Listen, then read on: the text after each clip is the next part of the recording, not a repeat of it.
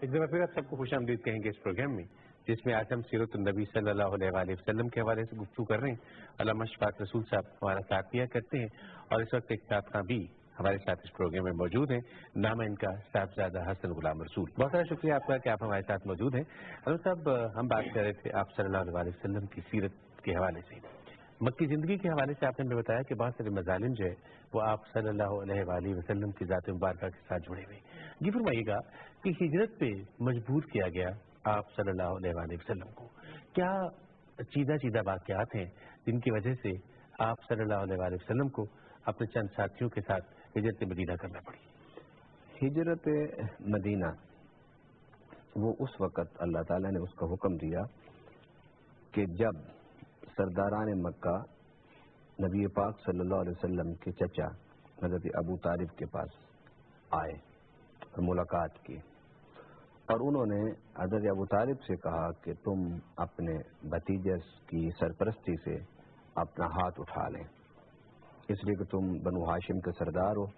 اور ہم تم سے لڑنا نہیں چاہتے۔ تم دیکھ رہے ہو کہ سارے قبائل بنو ہاشم کے خلاف اکٹھے ہو گئے ہیں، اب تمہارے لیے دو ہی راستے ہیں، یا تو نبی پاک صلی اللہ علیہ وسلم کی سرپرستی سے ہاتھ اٹھا لو، یا پھر تم بھی میدان میں آ جاؤ، اس لیے کہ ہم آئے دن کے مکہ میں جو لڑائی جھگڑے چیخ و پکار رونا مار پیٹنا، اس سے ہم تنگ آ گئے ہیں۔ حالانکہ مسلمانوں کی طرف سے تو کوئی مزاحمت ہی نہیں تھی، مسلمانوں کی طرف سے کوئی تشدد کا راستہ اختیار ہی نہیں کیا گیا تھا، ظلم تو وہ کرتے تھے، زیادتی وہ کرتے تھے، مگر وہ سب سے زیادہ جو پریشان تھے وہ نبی پاک صلی اللہ علیہ وسلم کے اس انداز اور اسلوب بیان سے پریشان تھے کہ جو آپ کی بات سنتا وہ اسلام کی طرف راغب ہو جاتا،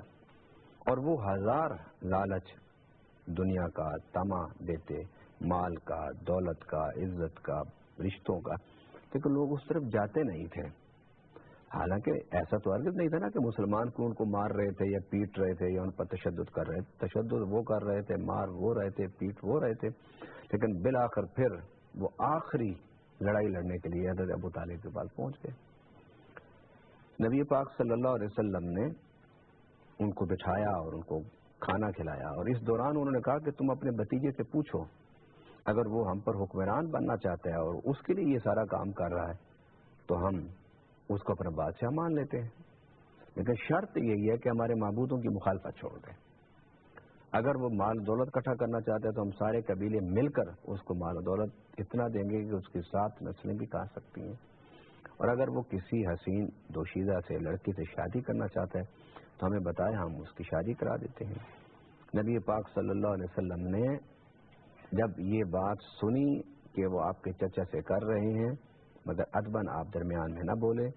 جب حضرت ابو طالب نے جب یہ ساری بات سن لی تو انہوں نے کہا کہ بھتیجے اب آپ ان کو جواب دیں۔ تو نبی پاک صلی اللہ علیہ وسلم نے فرمایا کہ اگر تم میرے ایک ہاتھ پر سورج رکھ دو، دوسرے ہاتھ پر چاند رکھ دو، تو میں دعوت و تبلیغ کے اس کام سے ایک بال کے برابر بھی پیچھے نہیں ہٹوں گا۔ اب سیرت النبی کا یہ پہلو بڑا اہم ہے کہ حق انسان جس چیز کو سمجھ لے پھر اس کے لیے ساری قربانی دینے کے لیے تیار ہو جاتا ہے، جس چیز کو حق تسلیم کر لے اس کے حق کے سامنے سب چیزیں ہیچ اور حقیر ہو جاتی ہیں۔ نبی پاک صلی اللہ علیہ وسلم نے جب یہ ارشاد فرمایا تو حضرت ابو طالب رضی اللہ تعالی عنہ نے نبی پاک صلی اللہ علیہ وسلم سے کہا کہ بیٹا، تیرے بوڑھے اور کمزور چچا کے کندھے اتنا وزن اٹھانے کے لیے آپ قابل نہیں رہے کہ پورا مکہ ایک طرف، سارے سردار ایک طرف اور بنو ہاشم ایک طرف، یہ بوجھ بہت بڑا بوجھ ہے۔ تو نبی پاک صلی اللہ علیہ وسلم نے جب یہ بات سنی تو آپ نے بے ساختہ قرآن پاک کی چند آیات تلاوت فرمائی، اور یہ تلاوت فرمانے کے بعد جب نبی پاک صلی اللہ علیہ وسلم خاموش ہوئے تو حضرت ابو طالب نے کہا جاؤ بیٹے تم اپنا کام کرو، میں تمہارے ساتھ ہوں۔ اب یہاں پھر نبی صلی اللہ علیہ وسلم کی سیرت نے یہ ہمیں سبق سکھایا کہ مشکل وقت میں تم اللہ کو یاد کرو، مشکل وقت میں قرآن کی تلاوت کرو، مشکل وقت میں قرآن پاک کھولو، اسے پڑھو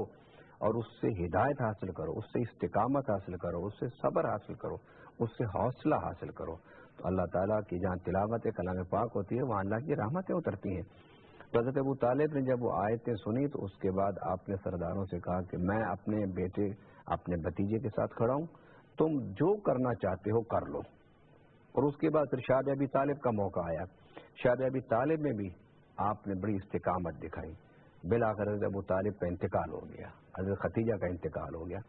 اب جو سردار تھا بنو ہاشم کا وہ ابو لہب تھا،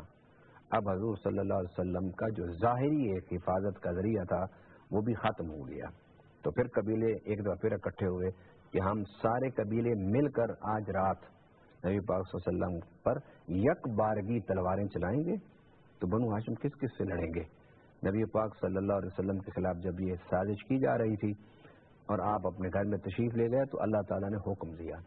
اے میرے پیارے نبی صلی اللہ علیہ وسلم آج رات ہجرت کر جاؤ اور علی کو اپنے بستر پر لٹا جاؤ تاکہ وہ جتنی امانتیں تمہارے پاس ہیں ان کافروں کی انہیں واپس کر جائے۔ صاحب یہاں پہ مجھے ہمیشہ یہ بڑی عجیب سی بات لگا کرتی ہے کہ ایک طرف آپ صلی اللہ علیہ وسلم کو ہجرت پہ مجبور کیا جا رہا ہے، اللہ تعالیٰ حکم دے رہے ہیں کہ جی آپ چلے جائیں، اور دوسری طرف انہی لوگوں کی وہ جو آپ کی جان کے دشمن ہیں، وہ جو اپنی تلواروں کے ساتھ آپ صلی اللہ علیہ وسلم کا خدا نخواستہ خون کرنا چاہ رہے ہیں، انہی کی امانتیں آپ صلی اللہ علیہ وسلم کے پاس ہیں۔ یہ فرمائیے گا کہ سیرت النبی کا یہ کیسا واقعہ ہے، یہ کیسی ایک خوبصورتی ہے کہ امانتیں بھی انہی کی ہیں اور وہ دشمن بھی آپ ہی کے ہیں۔ اس واقعے سے یہ ایک حقیقت آپ کے سامنے آ جانی چاہیے کہ انسان بعض دفعہ حق سمجھ کر بھی حق کو قبول نہیں کر پاتا اور اس میں رکاوٹ ہوتی ہے۔ وہ کیا رکاوٹ ہوتی ہے کہ دنیا کے مناصب، دنیا کے عہدے، دنیا کے منصب، یہ اس کے راستے میں رکاوٹ بن جاتی ہیں۔ جس طرح کے کربلا کے میدان میں آپ دیکھیں کہ جو قتل کرنے والے تھے اہل بیت کو، وہ سارے جانتے تھے کہ یہ نواسہ رسول ہیں، مگر انہوں نے یہ سارا کام کیا اس لیے کہ یزید نے ان کو بڑے بڑے عہدوں کا لالچ دیا ہوا تھا۔ اس میں تو کوئی شک نہیں کہ یہ جن کی امانتیں حضور صلی اللہ علیہ وسلم کے پاس پڑی تھیں وہ حضور صلی اللہ علیہ وسلم کو صادق الامین تو ساری عمر کہتے رہے، حق سمجھتے بھی تھے، حق جانتے بھی تھے کہ یہ حق پر ہیں، مگر قبول اس لیے نہیں کیا کہ اگر ہم اس حق کو قبول کرتے ہیں تو ہمارے دنیا کے منصب جاتے ہیں، دنیا کی سرداریاں جاتی ہیں، دنیا کے بڑے بڑی عزتیں اور شرف جاتی ہیں۔ کیونکہ وہ ایک دفعہ ابو جہل نے حضرت ابوبکر صدیق سے کہا تھا، اس نے کہا تمہیں کیا ملا اسلام قبول کرنے سے؟ تم سردار سے اچھے بھلے اسلام قبول کرنے سے پہلے، اب تم زانو تلمذ ہو کے بیٹھتے ہو محمد رسول اللہ کے سامنے، تو تمہیں کیا ملا؟ تمہاری سرداری گئی، تمہاری دولت گیا، تمہارا مال گیا، تمہارا اقتدار کیا۔ مگر سیدنا صدیق اکبر رضی اللہ تعالیٰ عنہ نے کیا جواب دیا؟ آپ نے فرمایا میں نے کو چھوڑ کر آخرت کی نجات کو اختیار کیا ہے۔ مجھے بھی پتہ ہے اور پتہ تھا کہ کلمہ پڑھنے کے بعد جب میں امتی بنوں گا تو وہ میرے آقا بن جائیں گے، وہ میرے نبی بن جائیں گے، وہ میرے رسول بن جائیں گے، مجھ سے چھوٹے ہیں پھر بھی مجھ سے بڑے ہوں گے۔ صادق الامین تو آپ کو سمجھتے تھے۔ یہی تو ایک بات ہے سیرت النبی کا جس کو اجاگر کرنے کی ضرورت ہے کہ حق کو قبول کرنے کے لیے بڑی رکاوٹیں سامنے آتی ہیں، لیکن ان رکاوٹوں کو ایک طرف رکھنا چاہیے اور حق کو قبول کرنا چاہیے۔ اور وہ لوگ امانتیں تو دیتے تھے حضور کو، اپنے ایک دوسرے کو نہیں دیتے تھے، ایک دوسرے پر اعتماد نہیں تھا، امانتیں حضور صلی اللہ علیہ وسلم کے پاس رکھتے تھے، مگر حضور صلی اللہ علیہ وسلم کو نبی دل سے وہ مانتے تھے لیکن اس کا اظہار نہیں کرتے تھے زبان سے کہ ہم اس کا اظہار کریں۔ اس کا مطلب یوں ہوا عامر صاحب کہ وہ آپ صلی اللہ علیہ وسلم کو صادق اور امین تو مانتے تھے لیکن آپ کی نبوت کا وہ اقرار نہیں کرنا چاہتے تھے، وہ شرک میں ہی رہنا چاہتے تھے چونکہ ان کے آباء و اجداد اسی راستے پر چلے ہوئے تھے۔ یہ فرمائیے گا کہ مدنی زندگی آپ صلی اللہ علیہ وسلم ہجرت فرمانے کے بعد مدینہ شریف تشریف لے گئے اور وہاں پر ایک نئی ریاست کا قیام جو ہے وہ عمل میں آ رہا تھا۔ یہ فرمائیے گا کہ نئی ریاست کی کیا بنیاد تھی آپ صلی اللہ علیہ وسلم نے جو اپنی سیرت کے ساتھ رکھی اور پھر وہ بنیاد مضبوط ہو کر ایک اسلامی مملکت اختیار کر گئی؟ سیرت النبی کا ایک پہلو اتنا بڑا اہم اور واضح پہلو ہے کہ مجھے دنیا کے بڑے لوگوں کی زندگی میں وہ بہت کم ملتا ہے کہ ایک شخص ایک نظریہ دیتا ہے، ایک آئیڈیا دیتا ہے، پھر اس کے لیے اسٹرگل کرتا ہے، پھر وہ ایک ریاست بنا جاتا ہے اور پھر بڑی ریاستوں میں وہ ریاست شامل ہوتی ہے۔ آپ دیکھ لیں، لینن کو دیکھ لیں، کارل مارکس کو دیکھ لیں، اینگلس کو دیکھ لیں، انہوں نے اشتراکیت کا نظریہ تو دیا لیکن کوئی ریاست نہیں قائم کر سکے اپنی زندگی میں. بعد میں آنے والوں نے اس نظریے پر ایک ریاست کھڑی کر دی, وہ ایک الگ ایشو تھا. مگر دنیا کے بڑے لوگوں میں اگر یہ کہوں کہ صرف اور صرف نبی پاک صلی اللہ علیہ وسلم کی وہ ذات اقدس ہے کہ جو نظریہ دیا آپ نے, اس نظریے کو ترقی دیتے دیتے آپ اس نقطے پر لے گئے کہ اس نظریے کو انفرادی زندگیوں میں بھی حضور نے نافذ کر دیا اور اجتماعی زندگیوں میں نافذ کرنے کے لیے ریاست کی بنیاد رکھی. جب آپ مدینہ شریف تشریف لے گئے تو مدینہ میں جانے سے پہلے کوئی تقریباً ایک بڑی تعداد صحابہ کی, یعنی انصار کی, جو مدینہ میں رہنے والے تھے, وہ مکہ کے پہاڑوں کے میں روپوش ہو کے حضور صلی اللہ علیہ وسلم سے کلمہ بھی پڑھ چکے تھے اور بیعت بھی فرما چکے تھے. مکہ میں داخل ہو کے تو کلمہ نہیں پڑھ سکتے تھے, جھگڑا تھا, لڑائی تھا, وہاں مار کٹائی تھی, تشدد تھا, ظلم تھا. تو وہ آتے تھے مکہ کے قریب, حضور مکہ شہر سے نکل کے ان کے پاس جاتے تھے اور انہیں کلمہ پڑھاتے تھے اور انہیں اسلام کے بارے میں بتاتے تھے. جب حضور صلی اللہ علیہ وسلم مدینہ میں تشریف لے گئے تو وہاں پر اب 3 گروہ بن گئے. ایک گروہ وہ جو صحابہ کرام کا تھا, یعنی انصار و مہاجرین کا, اور ایک طبقہ اہل کتاب کا تھا, اور ایک طبقہ وہ تھا جو منافقین کا بعد میں کہلایا گیا, اس لیے کہ جو رئیس المنافقین تھا عبداللہ ابن ابی ابن سلول, وہ مدینہ کا حاکم بننے لگا تھا. مگر جب حضور صلی اللہ علیہ وسلم تشریف لائے تو سب نے متفقہ طور پر نبی پاک صلی اللہ علیہ وسلم کو حاکم مدینہ بنایا. اب اس ریاست مدینہ کے لیے جو معاہدہ کیا گیا اس کو میثاق مدینہ کہتے ہیں. اس میں نبی پاک صلی اللہ علیہ وسلم یعنی مسلمان تھے, اور اس میں مدینہ والے میں رہنے والے جو غیر مسلم تھے وہ بھی شامل تھے, اور مدینہ میں رہنے والے جو اہل کتاب تھے وہ بھی شامل تھے. ان تینوں نے متفقہ طور پر نبی پاک صلی اللہ علیہ وسلم کو مدینہ کی ریاست کا حاکم بنایا. یعنی حضور صلی اللہ علیہ وسلم کی مکی دور کو آپ دیکھیں تو اتنی محنت اللہ تعالیٰ نے اس محنت کا صلہ یہ دیا کہ ہجرت کے بعد مدینہ کی ریاست کا قیام ہوا. پھر وہ ریاست دن بدن آگے بڑھتی گئی, اور پھر حضور صلی اللہ علیہ وسلم کی ظاہری حیات مبارکہ میں آپ کے وصال اور وفات سے پہلے اسلامی ریاست جو تھی اس وقت کی سپر پاور جو تھی ان کے ساتھ وہ ٹکراؤ شروع ہو چکا تھا. پہلے تو وہ اسلامی تحریکوں کو سمجھنے کے لیے تیار ہی نہیں تھے, اس کو اہمیت دینے کے لیے تیار نہیں تھے. لیکن جب اسلامی ریاست یعنی مدینہ کی ریاست قائم ہوئی, پھر غزوات ہوئے, پھر اللہ تعالیٰ نے پورے حجاز مقدس میں مکہ اور مدینہ اور اس کا سارا مضافات یمن تک کا پورا علاقہ جب حضور صلی اللہ علیہ وسلم کی ریاست میں شامل ہو گیا تو اس وقت اس جو کیسر و کسرا تھا اور روم تھا, انہوں نے اس وقت اسلام کی تحریک کو کچھ اہمیت دینے کے قابل سمجھا. اچھا ڈاکٹر صاحب, آپ صلی اللہ علیہ وسلم جب مدنی زندگی میں موجود تھے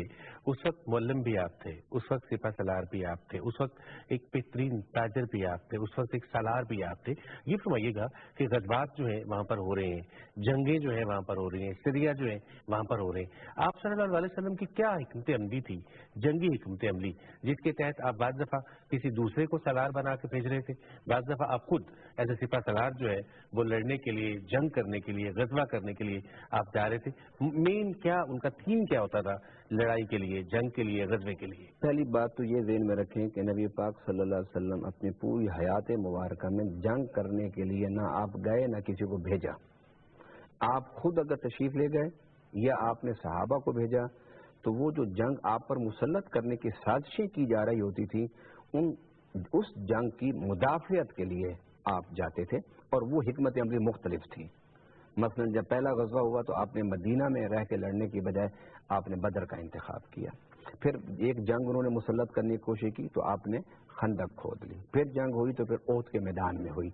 یعنی یہ مختلف حکمت عملی تھی نبی پاک صلی اللہ علیہ وسلم کی جنگ لڑنے کی, کہ آپ نے اس جنگ کو کس طرح روکنا ہے, دوسری جنگ کو کس طرح روکا, تیسری کو کس طرح روکا. روکی حضور نے جنگیں کی نہیں ہیں, اور یہ آپ کی بہتر جنگ حکمت عملی تھی کہ 9 سال کے عرصے میں پورا عرب فتح ہو جاتا ہے, پورا جزیرۃ العرب فتح ہو جاتا ہے, اور سپر پاور کی سرحدوں پر اسلامی جو افواج ہیں وہ پہنچ جاتی ہیں. ایک بات. دوسری بات یہ ہے کہ حضور صلی اللہ علیہ وسلم نے اگر کسی کو لشکر کو بھیجا یا خود تشریف لے گئے تو اس میں نبی پاک صلی اللہ علیہ وسلم نے جو جنگی حکمت عملی اختیار کی جو لوگوں کے دل میں سرایت کر گئی اور لوگوں کے دل میں اتر گئی, اور وہ اس جنگی حکمت عملی کی وجہ سے بھی بہت ساری جنگیں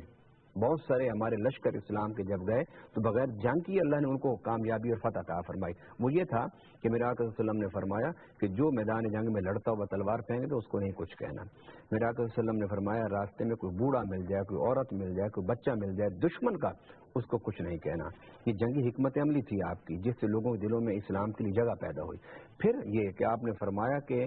دشمن کے باغات کو, دشمن کے کھیتوں کو آپ نے نہیں اجاڑنا,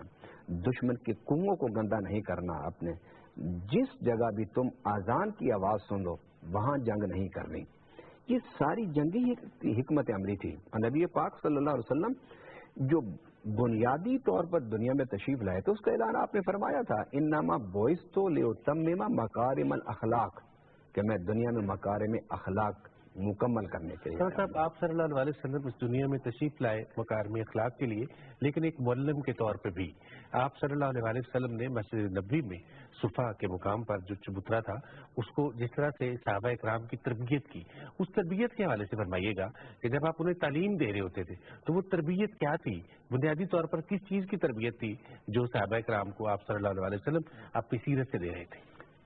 آپ مکی آیات کو دیکھیں تو اس میں اللہ تعالیٰ نے نبی پاک صلی اللہ علیہ وسلم کو جس منصب پر بٹھایا تھا اس منصب میں بھی فرمایا یعلمہم الکتاب والحکمہ. اے نبی صلی اللہ علیہ وسلم ہم نے آپ کو نبی مبعوث فرمایا ہے اور اس کا پہلا کام یہ ہے کہ آپ ان کو کتاب پڑھائیں, ان کو کتاب سکھائیں,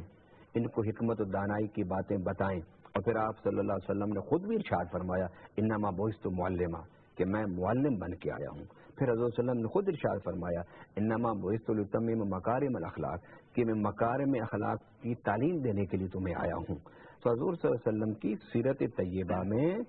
جو تعلیم دینے کا جو پہلو تھا, نبی صلی اللہ علیہ وسلم کی حیات مبارکہ میں جو لوگوں کو علم سکھانے کا تھا, دانائی سکھانے کی بات تھی, وہ تو روز اول سے ہی آپ نے اس پر کام شروع کیا تھا کہ پہلے ذہنوں کی تعمیر ہوگی اور ذہنوں کی تعمیر سے ہی کردار تعمیر ہوتے ہیں, اور جب ذہن اور کردار تعمیر ہوتے ہیں تو پھر معاشرہ تعمیر ہوتا ہے. اور ان دو پوائنٹ پر نبی پاک صلی اللہ علیہ وسلم نے ساری زندگی کام کیا. نبوت کا اصل کام تو یہی ہوتا ہے, لڑائی نہیں ہے, جنگ نہیں ہے نبوت کا کام. اور نہ حضور صلی اللہ علیہ وسلم نے جنگ کی تعلیم دی, نہ جنگ آپ نے کرنی سکھائی. آپ قرآن کی آیات کو پڑھ لیں, قرآن پاک میں اللہ تعالیٰ نے فرمایا اذن للذین یقاتلون بانہم ظلموا, کہ ہم آپ کو اجازت دے رہے ہیں تلوار اٹھانے کی اس لیے کہ تمہیں لوگ آ کر مارنا چاہتے ہیں, تمہیں قتل کرنا چاہتے ہیں, لہذا تم اپنے دفاع میں, اپنے ریاست کے دفاع میں, اپنے سوسائٹی اور معاشرے کے دفاع میں, اپنے بڑوں اور بچوں اور چھوٹوں کے دفاع میں تم تلوار اٹھاؤ. اور حضور صلی اللہ علیہ وسلم معلم بھی تھے, حضور صلی اللہ علیہ وسلم سپہ سالار بھی تھے, حضور خطیب بھی تھے, حضور مفتی بھی تھے, حضور امام بھی تھے, حضور خطیب بھی تھے. نبی پاک صلی اللہ علیہ وسلم نے کاروبار کرنے کا ڈھنگ بھی سکھایا, حضور صلی اللہ علیہ وسلم نے بچوں کے ساتھ زندگی گزارنے کا طریقہ بھی سکھایا, حضور صلی اللہ علیہ وسلم نے اپنی زوجہ کے ساتھ زندگی کیسے گزاری جاتی ہے وہ بھی حضور صلی اللہ علیہ وسلم نے ہمیں ڈھنگ سکھایا, بڑوں کے ساتھ کیسے بات کی جاتی ہے اس کا بھی ڈھنگ سکھایا. اللہ بہت سارا شکریہ آپ کا کہ آپ نے اس پروگرام میں ہمارا ساتھ دیا. ہمارے ساتھ صاحبزادہ حسن غلام رسول موجود ہیں, نعت خواں ہیں. ہم چاہیں گے کہ آپ اس پروگرام میں جو بھی نعت آج آپ نے تیار کی ہے اسے پیش کیجیے. یا نبی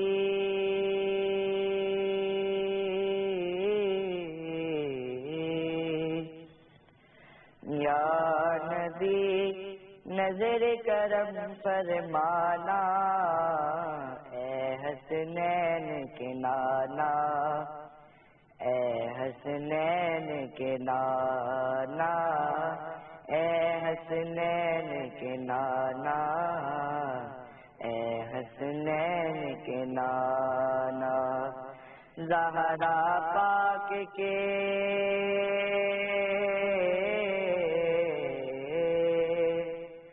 زہرا پاک کے صدقے ہم کو طیبہ میں بلوانا, اے حسنین کے نانا, اے حسنین کے نانا. سج گئی ہے میلاد کی محفل, کیا ہے خوب نظارہ, کیف و مستی میں ڈوبا ہے دیکھو عالم سارا. ڈھونڈ رہی ہے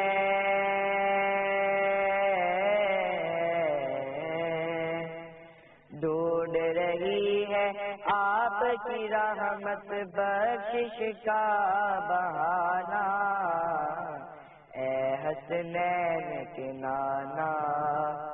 اے حسنین کے نانا، اے حسنین کے نانا، اے حسنین کے نانا۔ بے سایہ ہے لیکن دو جگہ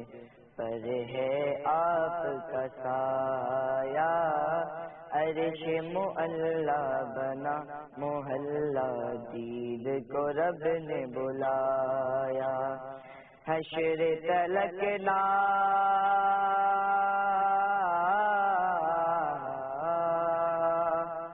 حشر تلک نہ ہوگا کسی کا ایسا آنا جانا، اے حسنین کے نانا، اے حسنین کے نانا۔ نسبت کا فیضان ہے دیکھو، خادم غوث جلی ہوں، کرتا ہے مجھ پہ ناز زمانہ، میں اوصاف علی ہوں۔ آپ کی آل کے